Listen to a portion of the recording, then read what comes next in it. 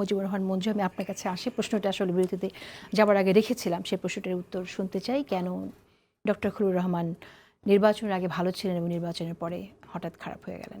না, খলিলুর রহমান খারাপ হয়ে গেছে এটা, মানে তার অনেক দোষ যখন খলিলুর রহমান প্রশ্নগুলো খারাপ আসে হয়ে তখন গেছে এটা, তার দিকে আঙ্গুল দেখানো খলিলুর রহমান তিনি খারাপ হয়ে করেছেন। গেছে আমি মনে করি না। আমি মনে করি খলিলুর রহমান অ্যাকচুয়ালি ইউনূসের প্রতিনিধি হিসেবে এই সরকারে আছেন। কারণ খলিলুর রহমান ব্রিজ করেছেন প্রফেসর ইউনূসের সাথে। আপনি দেখেছেন সেদিন সরকারি দলের লোকেরাই বলেছেন যে লন্ডনে গিয়ে এক ধরনের একটা মিউচুয়াল আন্ডারস্ট্যান্ডিং হয়েছে এবং খলিলুর রহমান ওয়াজ দি ব্রিজ। এখন দেখেন আশিক রহমান বিডার চেয়ারম্যান, উনি কিন্তু রয়ে গেছেন সরকারের একটা বিরাট অংশ। কিন্তু দেখেন অন্তর্বর্তীকালীন সরকার আমলে যিনি প্রেসিডেন্ট ছিলেন উনি এখনো প্রেসিডেন্ট রয়ে গেছেন। অন্তর্বর্তীকালীন সরকারের সময় যিনি সেনাবাহিনীর প্রধান ছিলেন উনি এখনো রয়ে গেছেন। নির্বাচন কমিশনের প্রধান সচিব যারা ছিলেন তারা রয়ে গেছেন।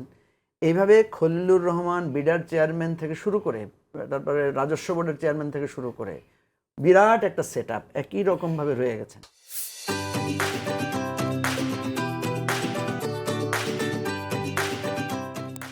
তাহলে আমি যেটা মনে করতে চাচ্ছি যে এইটাই হচ্ছে খলিলুর মানে তারেক রহমানের সাথে প্রফেসর ইউনূসের যেই মানে বন্ধনটা।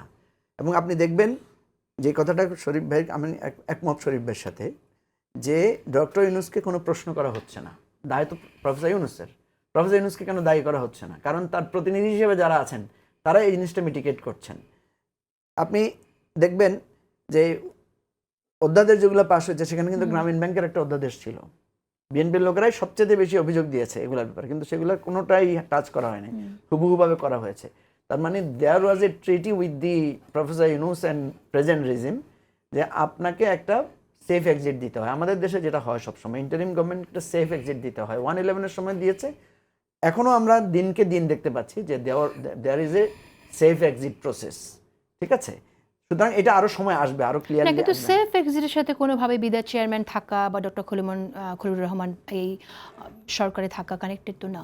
না, কানেক্টেড আপনি আরো পরে টের পাবেন। ঠিক আছে, আপনি যখন প্রথম কথা হচ্ছে আপনি যখন কোন, যেমন সেদিন আপনি বলেছেন যে হামের টিকা নিয়ে কথা উঠছে না, যে হামের টিকা এটা মহান অপরাধ বলেছেন। তো অপরাধ হলে এখন তো আপনার ক্ষমতা, আপনি তো এটা বিচার করবেন না? তাহলে আপনি যখন বলবেন হামের টিকা না করে মিস্টার শরীফুজ্জামান শরীফ অপরাধ করেছেন, আমি আপনাকে বলবো তাহলে আপনি কেন শরীফুজ্জামান শরীফকে এটার জন্য পাকড়াও করছেন না, তাই না?